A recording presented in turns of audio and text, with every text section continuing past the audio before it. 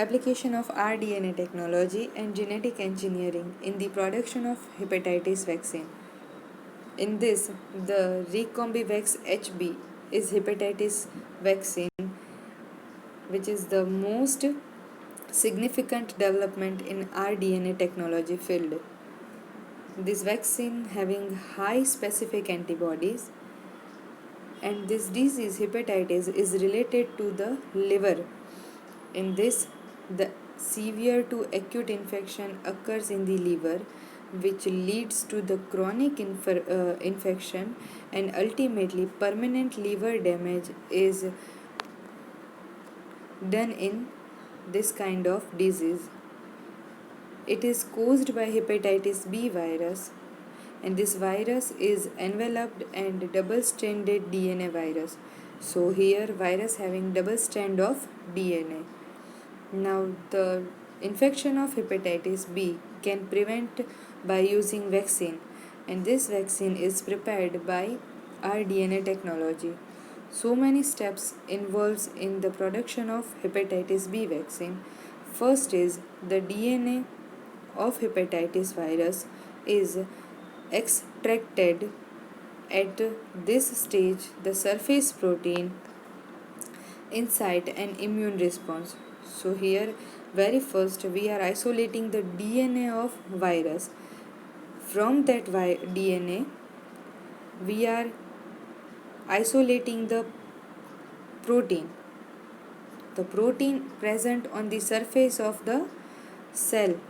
Now next is the individual genes are analyzed and identified. Now from that DNA, or we can say genetic material, we are isolating, analyzing and identify particular individual gene. Third is specific gene which directs production of surface protein is located.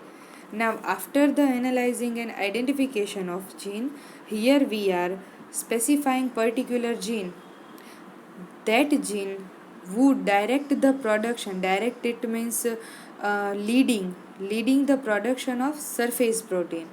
So we are locating that specific gene who direct the production of protein. Fourth is the gene is then removed from the viral DNA and inserted into the plasmid. Here in the figure we are having so many steps and that are explained very well in the sentences. So fourth step we are having idea that gene is removed and inserted into the plasmid. In fifth stage, plasmid inserted into the yeast cell. So here gene cloning process is done. We are separating the very first we are separating the fragment of DNA from the virus, and that DNA is inserted into the cell, yeast cell. Now this cell in sixth step, this cell is then allowed to grow via fermentation. Thus the cell produce and generate more quanta of surface protein. So after introduction or after insertion of that plasmid into the cell, here we are allowed that cell to grow in the fermentation. Next, after 2 days, the yeast cell are ruptured to release the surface protein. So after 48 hours, yeast cell ruptured its cell wall and release the surface protein. The resulting mixture is proceed to extract and purify the surface protein. Now we are getting the mixture, and that mixture should be extracted and purified.